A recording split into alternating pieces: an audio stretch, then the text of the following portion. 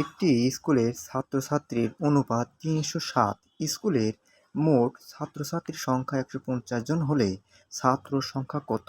ঠিক এই রকম অঙ্কই প্রত্যেক চাকরির পরীক্ষাতেই আসছে। হয়তো সংখ্যা একটু পরিবর্তন করে দিছে, কিন্তু প্রত্যেক চাকরির পরীক্ষায় ঠিক এই ধরনের অঙ্কই থাকে।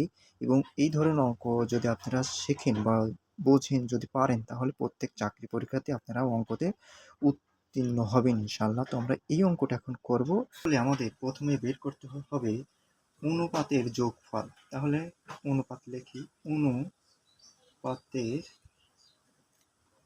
যোগফল, অনুপাতের যোগফল। তাহলে আমরা এই যোগফলটা লিখলাম। তাহলে অনুপাতের যোগফল কত এখানে?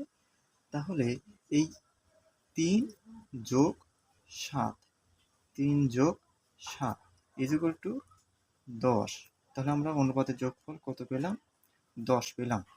এখন আমাদের লিখতে হবে ছাত্রের সংখ্যা, যে ছাত্রের সংখ্যা দিয়েছিল, ছাত্রের সংখ্যা। তাহলে ছাত্রের সংখ্যা, ছাত্রের সংখ্যা, ছাত্রের সংখ্যা আমরা কত দেখছিলাম? 150 জন কিন্তু ছাত্রের সংখ্যা দেখছিলাম। তাহলে এটা আমাদেরকে গুণ করতে হবে এখন। তাহলে 3, এই 3 বাই, এখন লেখা লাগবে 10, 3 বাই 10।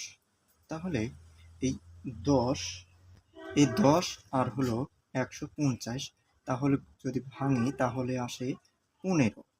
15 এই 3 যদি আমরা গুণ করি তাহলে আসে 45। তাহলে অ্যান্সার কত হবে? 45। এইভাবে অঙ্কটা করতে হবে।